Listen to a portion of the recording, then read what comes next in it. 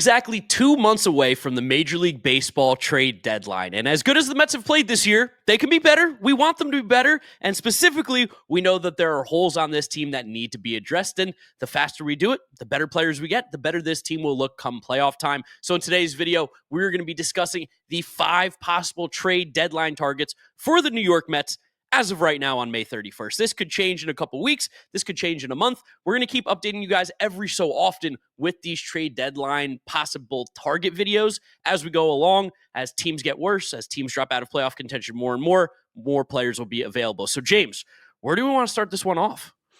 I think I want to start one off with someone that was considered the Mets' primary trade deadline target at the beginning of the season. So much so the players in the Mets' actual team were openly talking about it, but has had a, to put it nicely, very bad season so far. And it's Sandy Alcantara, starting pitcher on the Marlins. I think that the baseball world right now is kind of halfway still in shock about how bad Sandy's been since returning from Tommy John surgery. He's got an ERA over 8. 1.65 whip, only 40 strikeouts in 50 innings. It's been horrific, but I do think that as much as this could possibly exist in the real world, which I don't really think it does, more of like a fantasy baseball phrase, fantasy football phrase, he is kind of a quintessential buy low right now. And I think that's a really good spot to be for a team like the Mets who needs a pitcher. Yeah, especially the fact that he's got controllable years. The contract's pretty cheap. He's not getting paid that much money. And the fact that he's still throwing 97, 98, 99 miles an hour, to me, that was my biggest concern. And something that we've talked about on this podcast before is that a lot of times coming back from Tommy John, the velo bounces back quicker than the command does. And it really does feel like right now for Sandy Alcantara, who's been a command guy with good velo in the past, the amount that he's walking guys is crazy high considering what he's done in the past. The lack of chase, the lack of whiff, it just feels like he's kind of still shaking off the rust, along with the fact that the Marlins, relatively speaking, still don't develop pitchers recently that well. So I could see maybe getting him in a fresh place, along with getting him under the tutelage of Jeremy Hefner. We've seen what he could do to Griffin Canning. Imagine what he could do to Sandy Alcantara. I love this fit, and like you said, this is the perfect buy low. I can't imagine the asking point is going to be too crazy, and they kind of have to trade him as well. They do have to trade him. That's true. I still think the asking point will be pretty crazy because he's making $10 million a year through the 2027 season. Oh, it's that cheap? I thought he was getting like 20. I think it might go up to 20. I'm looking right now at the 5 for 56 with 2027 club option he signed. Check if there's big escalators in the back end of it. But that's why I kind of intro that where it's like, yeah, he seems like a buy low, 8 ERA. He stinks. He doesn't. That's not how the Marlins are going to think about this. Like he is someone. He's $17 million this year, $17 million in 2026, $21 million in 2027. And that's a team option in 2027 as well. And that's still very cheap. That's Frankie Montas money. That's Frankie Montas money for Sandy Alcantara. And I do think that it's just been seen for years and years now, going back, guys coming back from Tommy John surgery. The stuff will come back first. And that's kind of the most important thing. If Sandy had, now I'm really going to try and Galaxy brain this one. If Sandy had a 2.2 ERA but was sitting 95, I would say I don't even want him at all. But the fact that he's sitting 97, 98 still, the breaking ball's all of the same velocity. He's still getting tons of ground balls, which is kind of the thing with Sandy. The way that Sandy elevated himself from like this kind of high potential flame-throwing sinker baller when the Marlins first acquired him from the Cardinals from Marcell Ozuna to this stud was that simply when he limited the walks and became a guy who could actually place the ball where he intended to place it because the stuff was always so nasty. Now we're kind of seeing the reverse of Sandy. Right now we're kind of seeing like 2018, 2019 Sandy Alcantara right now, which is kind of funny that we're seeing that in the flesh, but I do believe that if you give him another month, 6 weeks, by the time we actually get to the trade deadline, you probably see a few good starts from Sandy. It's probably what the Marlins are waiting for now, holding on to, waiting for that to click back in. But I'm fully confident that for this year, next year, the year after that, he can still be a very good starting pitcher in this league. Yeah, he would be a great frontline guy to add to this rotation, especially because Mets, I know the defense has been a little bit shakier this year, but relatively speaking, play good defense, especially in the infield now with Brett Beatty playing third base. So getting him ground balls, it's going to be really good for Sandy, where the Marlins play pretty horrible defense as well. Yeah, horrible defense. These things seem like they're kind of snowballing. Also, Sandy this year weirdly has had 2 starts against the Dodgers, where if you have 2 starts in what's an 11 start sample against the Dodgers, like that's going to affect what you're doing. Also, he did get hit hard by like the White Sox and the Angels, a bunch of bad teams as well. But just the fact that in the middle of this, when things were starting to really fall out of control, it was back-to-back starts because the way MLB so artfully does their schedule against the Dodgers with the Marlins. Like that's just it was a recipe for disaster, and he's really just kind of fallen off a little bit since. Even more since. Yeah, to kind of keep on that theme here, another trade target of guy who's fallen off quite a bit, not playing particularly well, another classic buy low, it seems like. We're going to talk about him. You guys are going to be pissed, but it's Luis Robert Jr. It's going to be until he is traded to another team, I'm still going to have the pipe dream of the Mets going out and going after him. I know the numbers are putridly bad. I know he looks horrendous. He has an OPS below 600. That's exactly why I want him, because he's never played worse, and yet he's still doing all the things that made you so excited about him as a younger prospect. He's only 27 years old right now. There's not many players that you'll find on the trade market right now in Major League Baseball that have the relative ceiling that a guy like Luis Robert could have. The floor is bottom. It's bad. It's scary. The floor is terrifying for Luis Robert. But that ceiling is so crazy high. He could be a difference maker. He could change the way this Mets team feels for the entire second half of the season. I don't even know if the floor is as low as you're saying it is, because no matter what, you're getting someone with these blazing physical tools who can play a tremendous center field. And that's the other thing. Luis Robert is you're still seeing the effort that he's giving on defense every single game for this White Sox team. He's still getting dirty. He leads the league in stolen bases right now, which is amazing for a guy in the worst team in baseball. He's just saying, I'm on base, I'm going to go. And the funny thing is, we did a breakout episode about Luis Robert Jr. rumors about a month ago now, when the Mets were linked to him for the first time. That weird, awkward Sunday against the Cubs, where they're like, oh, Mets are interested in Luis Robert. It kind of dropped out of nowhere. Somehow, coincidentally, right now, Luis Robert is doing some of the best things with his eye, his plate discipline, and his batted ball stats he's ever done as a professional baseball player. His chase rate is down. His zone swing is up. He's swinging tons of pitches in the heart of the zone. His Seager, which again, Robert Orr's swing metric on Baseball Prospectus, 91st percentile in baseball. Wow. 91st percentile. It's barely been above 50 for most of his career. He's pulling tons of fly balls. He's still hitting the ball very hard. He's not actually hitting it that much. While he's making good decisions, he's swinging, missing very often. But again, he's chasing the fewest pitches out of strike zone he's ever chased in his career. And I do think that he actually is trending up of late. He's brought that batting average from 160 to 190 over the last few weeks. That's pretty good. It's huge, right? His expected WOBA is better than league average over his last 100 plate appearances. Like, this is someone that, while the stats look bad now, like, think about someone right now, Gavin Sheets in San Diego, was trapped on this horrible White Sox team for the last few years. Never even close to the caliber of players Luis Robert. He's got 11 homers so far this season on the Padres. Like, you get these guys out of these situations, you bring them to a clubhouse that is a winning team, expected to win baseball games, get a little juice, get a little machismo going in there. We got a lot of Latin guys in this team. He'd be the first Cuban, I think, on the Mets, Luis Robert.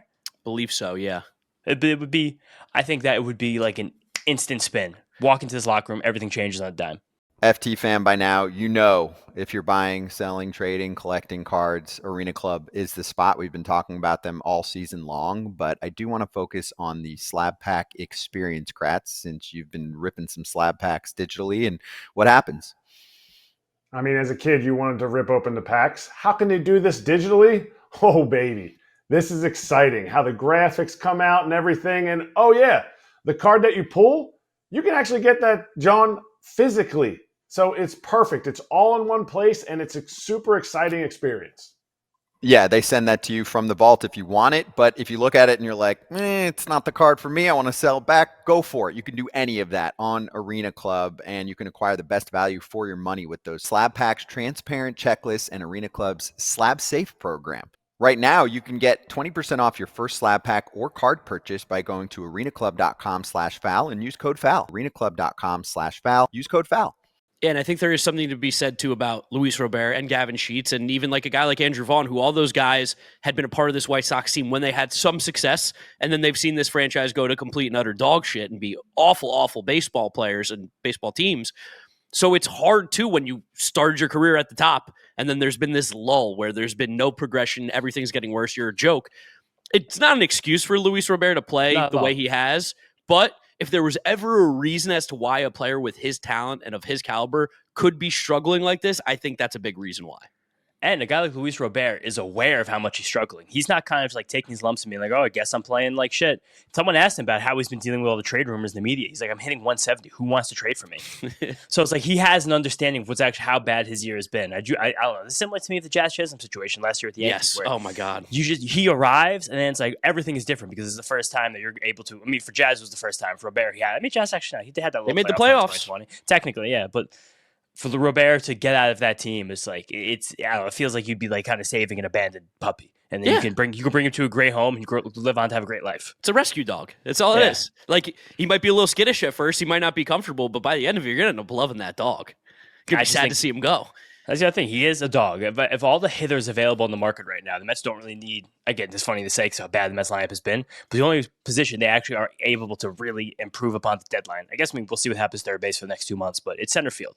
And Yes. Robert is the difference maker. Center fielder available. Cedric Mullins available too, but Robert is in a different echelon of players. Yes. Now to bring it back to the pitching, because of course, again, I think that's what every Mets fan thinks the most important. Kevin Gausman. It's a name I think we got to throw out there. There's not been a lot of talk about Kevin Gausman on the trade block. The Blue Jays are still Hanging technically-ish in it. They are only 2 games back of the wild card, so this one's a little bit more unrealistic because their season is not over by any means just yet. But if you've listened to any of our content ever, we are the biggest proponents of the Blue Jays, are the kings of mid, and we'll finish with 81 wins this year, 81 and 81. Lock it in. Most 500 team ever. Kevin Gausman has an expiring contract after next season. And the Blue Jays are still not going to be good next season either unless they go out and make massive, massive moves this next offseason. This might be a good time to maybe cash in on Kevin Gausman, who seems to be figuring something out again this year. Especially where over the last year plus, it seems like Kevin Gausman has lost a lot of value just because he hasn't pitched very well. He went from being one of the best pitchers in the league a couple years ago to last season being someone who was, I don't know, borderline top 50 guy, someone who was like kind of more of a 4 ERA guy and a 3 ERA guy, kind of the Gausman we've gotten used to. But recently, and literally when I say recently, I mean very recently, like his last 2 starts, it seems like Gausman has really turned a corner. In each of those last 2 starts, he had 13 and 11 swings and misses on his splitter. Gausman's splitter has always been his out pitch. He's never really been able to develop any kind of breaking ball. It's literally his entire career ever. He's always tried to tinker with a slider. He's never gotten a hold of it. So it's really just been that splitter and his fastball. So if ever one of those pitches wasn't great, he would not even be good. That happened to his splitter recently. But this immediate availability after his most recent start, and he said he'd been tinkering with his splitter grip, trying to rediscover its movement, and he actually finally found it. And now he's found it literally in these last 2 starts. Again, I told you guys, 13 whiffs and 11 whiffs.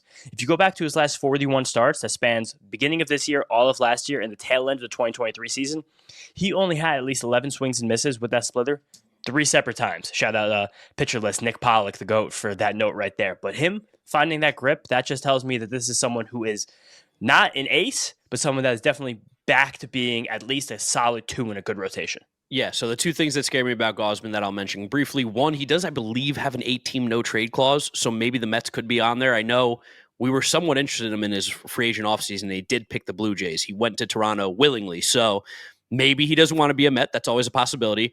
2, I mean, along with the Blue Jays maybe not wanting to trade him, but also you mentioned him figuring it out again. There's something to be said about how finicky he is as a pitcher. Yes, where if things aren't perfect, he is horrible. When things are right, he's incredible. That does scare me, especially for a team where like we can't really the hot and cold is scary when you have a pitcher that you're relying on like that, especially come playoff time. If we get the version of Kevin Gausman where he's like, oh, my splitter grip's a little bit weird, he's going to get shelled. He's going to be useless. And I think a guy like Gausman as well, we would have to give up probably a bit of a... Like, where do you think Gausman's value winds up relative to Sandy's value? Like, what prospect do you think we're giving up for these guys? I think it's way less for Gausman than Sandy. Sandy's got the control and he's younger. Gausman's 34. You're going to be paying him close to $25-30 million next season at age 35. 22 million, I believe. Okay, that's actually pretty cheap, honestly. But yeah, the age and the lack of control, I think it's still going to be a top prospect. I don't think it's like a give up nobody type thing, but I don't think it's going to take the same haul that you would for a Sandy. It's 1 year difference of control for someone who's pitching light years better. Yeah, I think the age thing, and I think the fact that he has been so finicky. I don't know. I think people in baseball still regard Sandy as a great pitcher. Like, it might be one of those things where you're looking around and nobody wants to say it because you're hoping nobody else realizes what's wrong with Sandy. Whereas with Gausman, you're like, he kind of is what he is. He's just a good pitcher. Yeah, he's a good pitcher, but he's someone who much more recently than Sandy was a great pitcher. Actually, Correct. The exact same time they were great pitchers. Both of them 2023, the last time they were great, but Sandy wasn't as good then. 2022, 2021, really Sandy's big-time seasons. But I don't know. I think that for either of these guys, you have to part with Jonah Tong. I don't think that's the range we're in. But I do think you might have to do Blade plus an asset, Blade plus a decent hitter. Yeah, I don't know. Who's that hitter though? Like, is I don't want to say Jesus Baez, the love of my life, but like that to me feels like what the range would be. Like a very talented hitter who's still an A-ball and a pitcher that probably doesn't have as much of a ceiling, but is close. Yeah, I mean, I was even thinking that it could be even like is Jet too much? Maybe jet straight up. Yeah, maybe. that's what I'm saying. Like, is it just like a jet for this guy? Is that too much? I feel like the Blue Jays might prefer a package like that, but the Marlins probably want more volume. Where I think the Blue Jays would be like, yeah, if we have a guy who we can say is our shortstop, the Blue Jays team actually needs a shortstop because Bo Bichette's gonzo and Arjun Namala is very far away, and we don't know what position he's going to play at the major league level. But maybe that Jet for Gausman. Would you do Jet for Gausman? 2 years of Kevin Gausman, 34 and 35-year-old Kevin Gausman at $23 million. I'd have to consider it. It's a good thing I don't have to make that decision right now. I want to see what he looks like at the end of June. When we do this video in a month, I'll let you know if I want to do that trade or not, because Jed also looks great. But that's not the point of this episode. We're talking about trade options. We got 2 more for you guys here, along with a special honorable mention at the end that we have to briefly talk about. This is, I don't want to say he's your boy, but this is more in your wheelhouse now. We got a relief pitcher. The Mets need a left-handed reliever. We know this. AJ Minter's hurt. We don't know when he's coming back. Garrett Clevenger, Tampa Bay Rays. Tell us a little bit about him. So Clevenger, left-handed reliever on the Rays, he has mixed into their high-leverage roles over the last season, plus he's been with the team. We were looking through the Rays bullpen before this. Somehow they have 3 former Mets in this bullpen, which is crazy. Edwin Uceda, shout out his 1 appearance he made with the Mets in 2023, and then Eric Gorza, and then Cole Sulsler. But Clevenger, while I don't know if the Rays will trade him because they're in the wild card race. They're above 500. They're playing good baseball, and he has, again, been one of their highest leverage relievers. He's out of minor league options. Usually when a reliever like this is pitching well and is out of minor league options, the Rays are kind of willing to trade them no matter what the situation is. It really does not matter at all. And he's a funky lefty that is mostly sinker slider, but his sinker is so good, and he throws it 96 miles an hour so hard that he's able to throw it against right-handed batters, and it's still an effective pitch for him. That's something that has changed a lot this year. This is the first year he's been throwing that sinker against right-handed batters. It's really helped his effectiveness. On top of a tight slider and a sweeper and a little cutter and a little fastball, he has a lot. It's really mostly just, though, that tight slider and the sinker. And he kind of just throws them both against everybody, and they struggle to hit him because he's got a weird arm angle. He's kind of more of he's not a full sidearm guy, but he's a down low slot guy. Yeah, he's 3/4 guy, and he stays around the strike zone a lot. He doesn't walk anybody, especially for a lefty that doesn't. I'm trying to find ways to describe what the sinker is, because he stays around the strike zone with it, but it's hard to square up. Is he Brooks Raley? Is that what he is? He's Brooks Raley. Brooks Raley through 96, 97. How hard did Brooks Raley throw? He threw what, 94, 93? 94, 95, yeah. And Brooks Raley's a guy we probably do get back at some point this summer, but I do think that the Mets will, at the trade deadline, I'll put a stamp on it, they're going to go out and get a reliever. And I'm assuming it will be someone who throws from the left side. And I think Clevenger is a guy who has 3 years of control, but no options left, that the Rays would just be like, you give us one interesting guy in the minor leagues, we'd be willing to do that. Yeah. We'll keep an eye out for him. Similar to Brooks Raley, exactly what happened with Brooks Raley. Yeah, no, that's why I brought it up. I'm like, from the Rays as well. It just feels like this is Brooks Raley 2.0. They're going to Spider-Man meme each other and point, and like, you? Me? We're the same. It'd be great to have them both in the same bullpen, because, again, like he's good. And I feel like he does that thing the Mets like, where it's like he has the cutter, the fastball, and the sinker. So I'm sure that they would find a way to manipulate the usage of those 3 pitches, because all 3 of them are plus pitches. And if you could find a way to kind of manicure exactly which ones he's throwing at which time, you have probably one of the better high-leverage lefty relievers in baseball. FT fam, you might have a boring, old, crusty, unpretty razor, and it might be expensive. So, AJ, should they consider another option? Look how cool this is. Look at the color scheme. Look at it. Little sheath to hide the blades when you travel. Works great. I've been using this for a couple weeks now with Harry's. Clean, no bumps, no cuts. Works great. And you know the best part? It's a great price, especially if you use the foul territory code, Scott. That's right. Harrys.com/foul.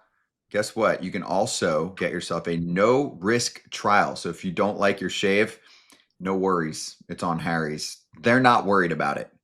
Get the edge on your shave with Harry's. Normally, the trial set is $10. But right now, you can get it for just $6 at harrys.com/foul.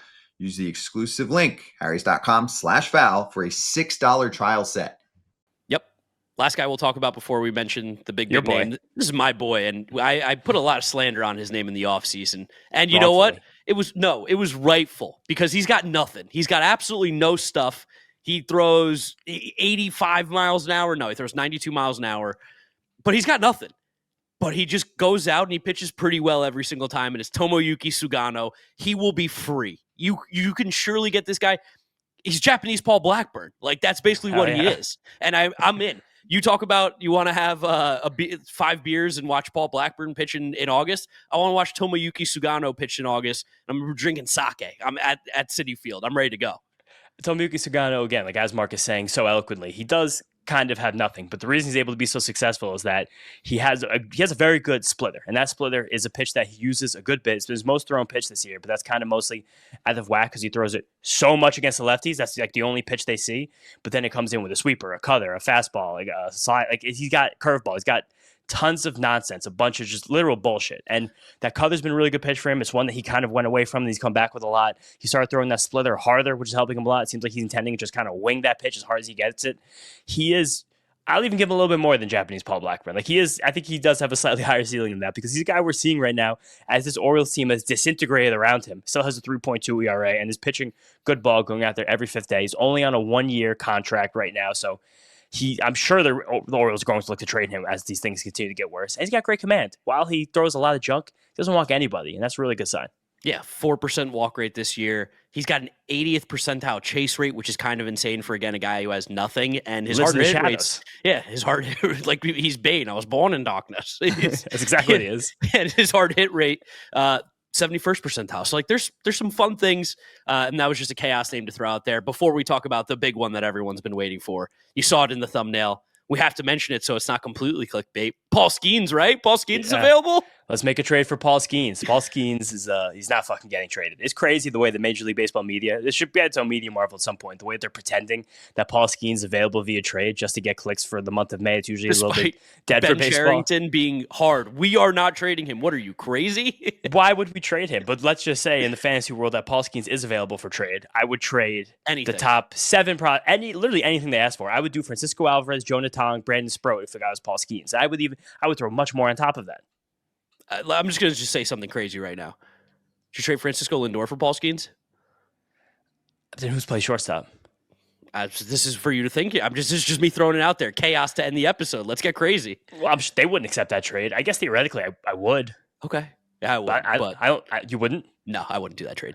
I don't think the Pirates would either, but I think objectively. In a world where they would take the money, money's not an option to them, but then they just pay Paul Skeens. But don't worry about that. Yeah, as I'm saying, like they would be like, you want us to take on the $34 million a year, 31-year-old shortstop for the starting pitcher who's 23 years old and free? Why not? Come on. No, I wouldn't do that trade anyway. But yeah, the Mets are not getting Paul Skeens. No one's getting Paul Skeens except the Pirates. They're going to be mediocre and terrible for the next 4 years. Waste him.